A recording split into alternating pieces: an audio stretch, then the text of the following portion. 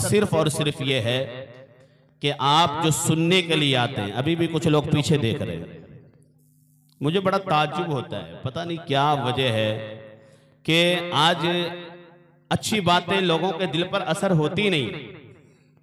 आप प्रैक्टिकल देखेंगे, जहां कहीं नाच गाने की महफिल होती है, रक्कासाएं अपना रक्स व सुरूर दिखाती हैं, तो हमारी पलकें भी नहीं झपकती। बड़ी कड़वी बात है, पलकें नहीं झपकती, कहीं कोई मोमेंट छूट नहीं जाए, कहीं कोई लम्हा छूट नहीं जाए।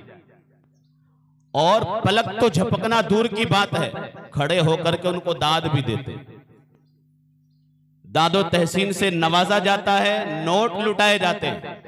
लेकिन जहां अल्लाह उसके रसूल की बात आती है तो लोग ऐसे पजमुर्दा हो जाते हैं, ऐसे सुस्त हो जाते हैं, ऐसा लगता है कि पूरा पहाड़ उन्हीं पा के गिर गया। ये बड़ी ताज्जुब की बात है। वो किसी ने बड़े दर्द भरे लहजे में कहा था, नासेहा मत कर नसीहत दिल मेरा घबराए है, नासेहा मत कर नसीहत दिल मेरा घबराए है, उसको दुश्मन जानता हूं जो मुझे समझाए।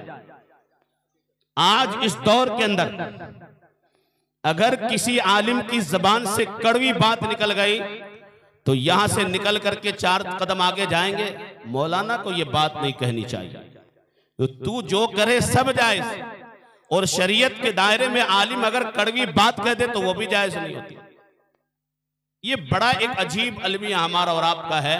इतनी सारी महफिलें हमारे सामने हो गई, इतना सारा सब कुछ हो गया। आज दुनिया के पर्दे पर मुसलमानों को मिटाने की साजिशें पर साजिशें की जा रही है, तरह तरह के प्रोपेगेंडे तैयार किए जा रहे हैं। अलग अलग तरीके से लोग जो है एक शोषा छोड़ते हैं ताकि मुसलमान को बदनाम किया जाए, दुनिया के पर्दे पर इनको रुस्वा किया जाए, मुसलमान को सफ़े हस्ती से मिटा दिया जाए। लेकिन ये तो इस्लाम की कारीगरी है और इस्लाम का जो है परचम ऐसा परचम है कि किसी ने कहा था तुम जितना भी तराशोगे ये और सिवा होगा। इस्लाम वो पौधा है काटो तो हरा होगा। इस्लाम ऐसा पौधा है, दुनिया के अंदर किसी की ताकत नहीं जो मजहब इस्लाम को मिटा दे। हाँ, मैं इतना जरूर कहूंगा कि इस्लाम के मानने वालों का आज अमल ऐसा हो गया है कि इस अमल की बुनियाद पर मुसलमानों पर थोड़ी बड़ी तकलीफें तो आती हैं और आती रहेंगी, इसलिए कि हमारे अमलों का नतीजा है। वरना मुसलमान तो वो कौम है कि कल दुनिया इसकी पनाह में थी। अगर आज भी मुसलमान अपने आप को समझे और ईमान को समझ करके सिरात मुस्तकीम को समझ ले तो आज भी दुनिया आपके कदमों में होगी और कल भी दुनिया आपके कदमों में है। लेकिन जरूरत इस बात की है कि पहले आप मुस्तफा जान रहमत की सुन्नत को अपना करके तो देखो, आप उनकी जिंदगी की जो है हिस्ट्री को पढ़ करके तो देखो। अगर आप पढ़ेंगे मुस्तफा को और अपनाएंगे अपनी जिंदगी के अंदर, हर मुसलमान का कैरेक्टर नबी के कैरेक्टर से जाकर के मिलेगा तो वो दिन दूर नहीं है। कल जमाना आपको सलाम करता था, आज भी जमाना आपको सलाम करेगा। लेकिन हम चले रंडियों के पीछे नाचने के लिए, हम चले हैं नाचने वालों के पीछे पैसा लुटाने के लिए। जमाना सलाम नहीं करेगा बल्कि अपनी जूतियों की ठोकरों पर हमको और आपको रखेगा। मेरे भाइयों, बड़ी दर्द है आज दुनिया के अंदर। हम जिस रुसवाई पे जा रहे हैं, हम जिस तहलीब पर खड़े हैं, जमाना मिटाना चाहता है और हम उसको मौका और दे रहे हैं, और मौका दे रहे हैं। हमें मस्जिद की तरफ बुलाया जाता है, लेकिन हमारी सोच क्या है? मस्जिद की तरफ वो जाए जिसने दाढ़ी बढ़ा रखी है, जो मौलाना हो गया है, जो बूढ़ा हो गया है। ये तो भला हो इन बूढ़ों का जिसने मस्जिद को आबाद तो कर रखा, नमाज तो पढ़ रहे हैं। नौजवान तो सोचते मुझे मरना ही नहीं, मरना सबको है। आज किसी की फातिया हम बैठे हैं, हमारी फातिया हो या ना हो ये भी कोई गारंटी नहीं है। कोई गारंटी है कि फातिया हो या ना हो? कोई गारंटी नहीं। आने वाले वक्त बहुत ही अजीब व गरीब आने वाला फितने का दौर है। अल्लाह के रसूल ने फरमाया फितने होंगे, 73 फिरके होंगे, एक फिरका जन्नती होगा, बाकी सारे जहन्नमी होंगे। आज सब अपने आप को जो है जन्नती कहने के लिए तैयार हैं, लेकिन याद रखें मुसलमानों, दुनिया के अंदर आप हैं। अल्लाह फरमाता वमा खलक़तुल जिन्ना वल इंसा इल्ला लियअबुदून, हमने इंसान को और जिन्नात को अपनी इबादत के लिए पैदा किया है।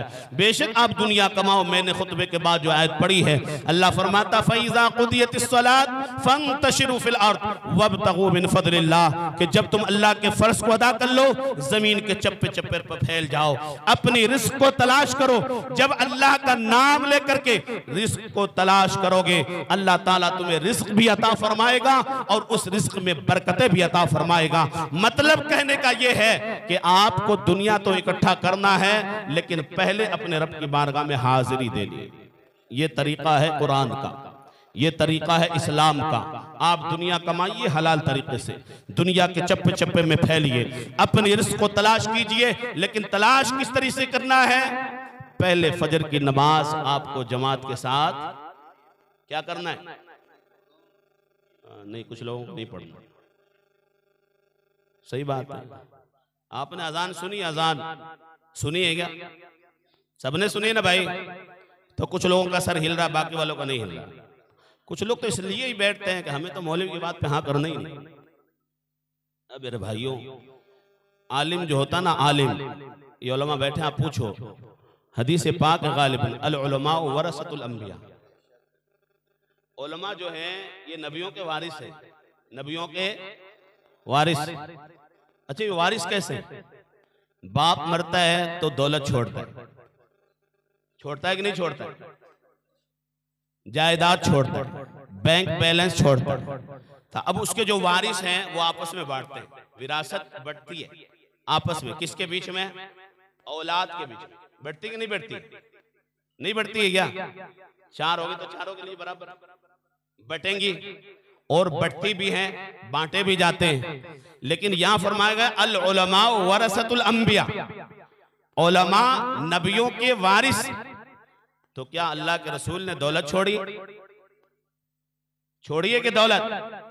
हाँ, एक बात और है, कुछ लोग कहते हैं उनके पास कुछ नहीं है, लेकिन अल्लाह का करम है, अल्लाह ताला ने आपको रूए जमीन के पूरे खजानों की कुंजी अता फरमाई।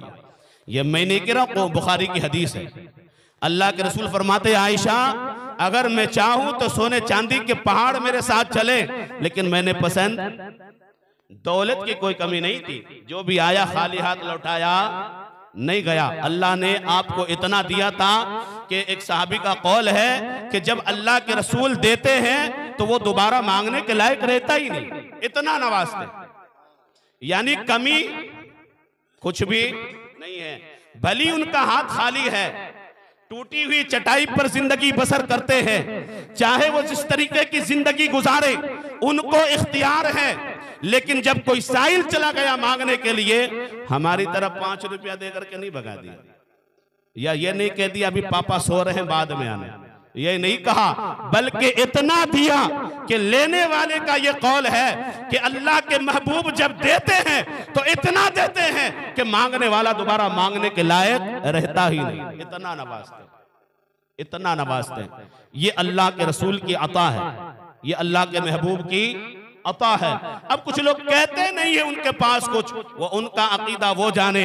हमारा तो अकीदा ये है कि कायनात को बनाया मेरे रब ने जरूर है, लेकिन मालिक कायनात अगर किसी को बनाया तो मेरा महबूब। इसलिए कहा गया ना, खालिक कुल ने आपको मालिक कुल बना दिया, दोनों जहां हैं आपके कब्जे इख्तियार। सिर्फ दुनिया की बात नहीं हो रही है, दुनिया और आखिरत की बात मैं कर रहा हूं। दुनिया भी आपके कब्जे में और आखिरत भी आपके कब्जे और इख्तियार के अंदर है। यानी अल्लाह तबारक व तआला ने आपको वो सब कुछ अता किया जो कायनात के अंदर होनी चाहिए थी। अल्लाह के महबूब को अल्लाह ताला ने सब कुछ अता फरमाया। तो बहरहाल मैं आपको कहना चाह रहा हूं, अभी रमजान का महीना गया ना, बहुत सारे नमाजी थे, कहीं 7 सफ नमाजी, कहीं 10 सफ नमाजी, कहीं पूरी मस्जिद फुल, है ना। जहां जल्दी नमाज होती हो वहां ज्यादा नमाजी। लेकिन रमजान के बाद सोशल मीडिया पर एक वो चलने लगा, स्टेटस लोगों ने लगाया या जो कुछ कहिए वो लगाया, मैसेज लगाया, सब सारे नमाजी जो रमजानी थे वो गायब हो गए। अब बताइए, रमजान में ही नमाज हम पर फर्ज है कि गैर रमजान में फर्ज है? रमजान में ही फर्ज है क्या? पूरी जिंदगी फर्ज है ना। जब आप बालिग हो गए, आकिल हैं, बालिग हैं, आप पर नमाज फर्ज है, सब पे फर्ज है। आप अभी फजर की नमाज पढ़ के आए हैं क्या? कुछ लोगों के अलावा कुछ लोग हैं मेरी नजर में जो नमाज पढ़ के आए, अल्हम्दुलिल्लाह, अल्लाह उनकी नमाज को कबूल करे और उन्हीं की नमाज के सदके अल्लाह बेनमाजियों को भी नमाजी बना दे। बोलिए ना आमीन। हाँ, हम लोग कंजूसी करते हैं, कंजूसी करते हैं। मैं इसलिए तो कहता हूं, जहां खर्चा नहीं करना होता वहां तो खूब खर्चा करेंगे, जहां खर्चा नहीं करना होगा वहां कुछ नहीं करेंगे, है ना। हम लोग करते वही हैं जहां नहीं करना चाहिए। अभी यहां कहना आमीन भी, आमीन क्या है? दुआ है। आमीन क्या है? इमाम ने कहा रब्बना आतिना फिद दुनिया हसनतन व फिल आखिरति हसनतन व क़िना अज़ाबन नार। इमाम ने क्या कहा? ये दुआ पढ़ी, क्या है? रब्बना आतिना फिद दुनिया, ए हमारे रब हमारी दुनिया और आखिरत दोनों को संवार दे, अच्छा कर दे, और हमें जहन्नम की आग से बचा ले। ये दुआ किसने की? इमाम ने। किसने की? सब तो कर नहीं सकता ना एक साथ। इमाम ने दुआ की, आपने कहा आमीन। हमारे मिजाज नहीं है, लोग आमीन नहीं कहते हैं। पता नहीं मौलवी क्या मांग रहा होगा, कहीं अपने लिए तो नहीं मांग रहा है। नहीं भाई, इमाम वो होता है जो सबके लिए मांगता है। इमाम सबके लिए मांगता है। जब कहा आमीन तो इसका मतलब ये मौला जो इमाम ने कहा है वैसा ही हो जाए। अब इमाम ने कहा ए अल्लाह हम सबको आग से बचा, तो आप सब आएंगे कि नहीं आएंगे? सब ना आएंगे, लेकिन जब मस्जिद में जाएंगे नहीं तो सब कहां से आएंगे? जाएंगे जब ना काम होगा भाई, है? आपको अगर कोई काम कराना है तो ऑफिस जाना पड़ेगा कि नहीं जाना पड़ेगा? लेकिन ये तो अल्लाह की कुदरत है, अगर जंगल से पुकारो तो भी सुन लेता है, मकान से पुकारो तो भी सुन लेता है, लेकिन रुए जमीन की सबसे बेहतरीन जगह मस्जिद में जाकर पुकारो तो भी सुनता है। आप पुकारो तो सही अपने रब को। तो आपने अजान सुनी है, सबने सुनी है, 4 टाइम की अजान आप सुनते हैं। सुबह फजर की अजान जो लोग नींद में होते हैं उनसे मेरी गुजारिश है उठ करके कभी सुन लिए। मौसिन कहता है हय्या अलल फलाह के बाद अस्सलातु खैरुम मिनन नौम, यही तो कहता है ना। क्यों कहता है?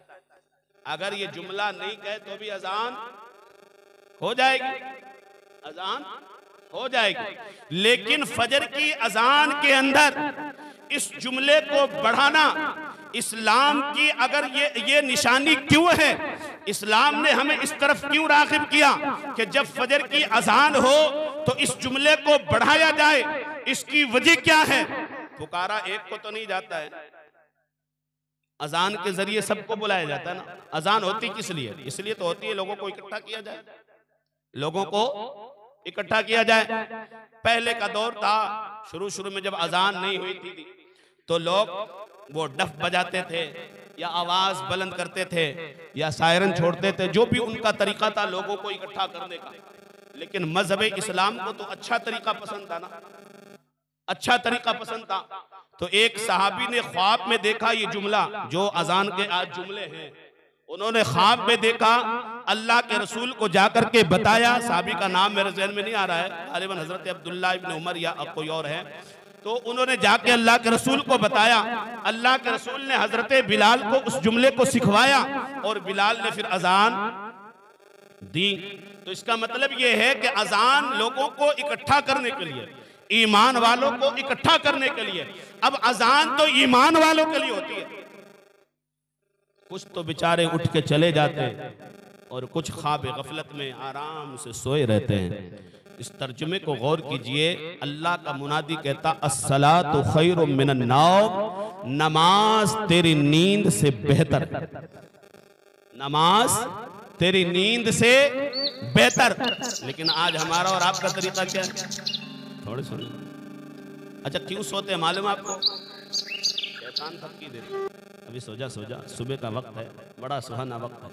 लेकिन याद रखें हमारे ऊपर 2 दुश्मन है, एक तो हमारा नफ्स और दूसरा शैतान। दूसरा शैतान, हाँ नफ्स भी हमारा दुश्मन है और ये सबसे बड़ा दुश्मन है। इतना बड़ा दुश्मन है कि इसने शैतान को भी शैतान, इसने शैतान को भी, अज़ाज़ील था ये, मुअल्लिमुल मलाइका था, फरिश्तों का उस्ताद था, इसको भी शैतान भी। शैतान जब ये है तो फिर इसको किसने बहकाया?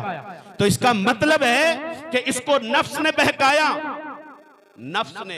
हम जब तक नफ्स परस्ती करते रहेंगे हम कामयाब नहीं हो सकते। कुरान ने कहा इन्न शैतान लिल इंसानी अदुव्वुम मुबीन, बेशक तुम्हारा खुला हुआ दुश्मन शैतान है, लेकिन शैतान तो दुश्मन है ही है। एक जो नफ्स है हमारा, जिसको नफ्स अम्मारा कहते हैं, ये भी हमारा दुश्मन है। हम जब तक इसके कब्जे में रहेंगे ये बेकाता चला जाएगा। इसलिए जरूरी है कि इसको आप अपने कब्जे में रखें, आप अपने कब्जे में रखें। जब ये शैतान को बहका सकता है, नबी आदम अलैहिस्सलाम को जब पैदा किया गया, मिट्टी के पुतले से तैयार किया गया, अल्लाह ने फरमाया वइज़ क़ुल्ना लिल मलाइकति इसजुदू लि आदम फसजदू इल्ला इब्लीस, मेरे आदम को सजदा कर